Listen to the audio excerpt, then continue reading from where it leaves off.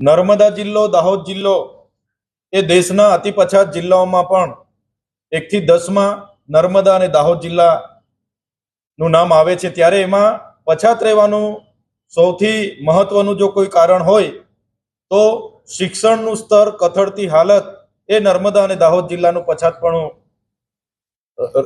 પછાતપણું રહેવાનું કારણ છે। આજે તમે જોઈ શકો છો નર્મદા જિલ્લામાં 549 શિક્ષકોની ઘટ છે। એ જ પ્રકારે દાહોદમાં 1284 શિક્ષકોની ઘટ છે। એ જ પ્રકારે પેટા પ્રશ્નમાં માન્ય મેં પૂછ્યું કે કેટલી શાળાઓ એક શિક્ષકથી ચાલે છે, તો નર્મદા જિલ્લામાં 145 શાળાઓ એક શિક્ષકથી ચાલે છે।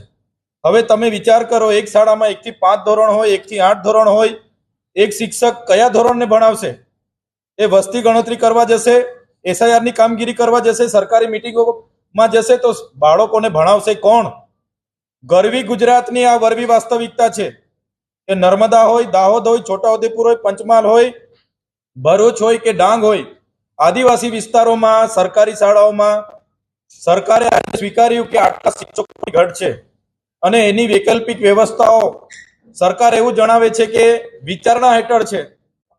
તમે વિચાર કરો, સરકાર એમાં ગંભીરતા નથી, ત્યારે આ વરવી વાસ્તવિકતા છે। શાળાઓમાં વિદ્યાર્થીઓ માટે ઓરડાઓ પણ નથી। બાળકો ભાડાના મકાનમાં ભણે છે, ઝાડ નીચે ભણે છે, ઓટલા પર બેસીને ભણે છે, એક ક્લાસરૂમમાં 4 ધોરણોને બેસાડીને ભણાવવામાં આવે છે। આ વરવી વાસ્તવિકતા ગુજરાતની છે। ગુજરાતની સરકારે સ્વીકારવું પડશે। દર વર્ષે બજેટોમાં હજારો કરોડ રૂપિયાની જોગવાઈઓ કરવામાં આવે છે, તો પછી આદિવાસી વિસ્તારોની શાળાના ઓરડા કેમ બનાવવામાં નથી આવતા? આદિવાસી વિસ્તારોમાં શિક્ષકોની ભરતી કેમ કરવામાં નથી આવતી? આજે માન્ય મંત્રીશ્રીએ કીધું કે જ્ઞાન સહાયકો દ્વારા ભરતી કરીશું, જ્ઞાન સહાયક યોજનામાં શિક્ષકની નિમણૂક કરીશું। જ્ઞાન સહાયક એ 11 માસના કરાર આધારિત શિક્ષકની ભરતી છે।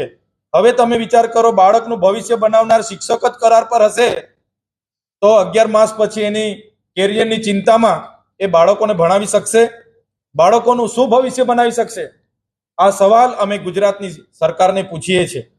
30 વર્ષથી ભારતીય જનતા પાર્ટીની સરકાર છે, છતાં આદિવાસી વિસ્તારોમાં સરકારી શાળાઓના ઓરડા પૂરા પાડવામાં અને શિક્ષકો પૂરા પાડવામાં આ સરકાર સદંતર નિષ્ફળ ગઈ છે અને એ પ્રકારે જનતાએ જાગવું પડશે, સરકાર પર જવાબ માંગવો પડશે।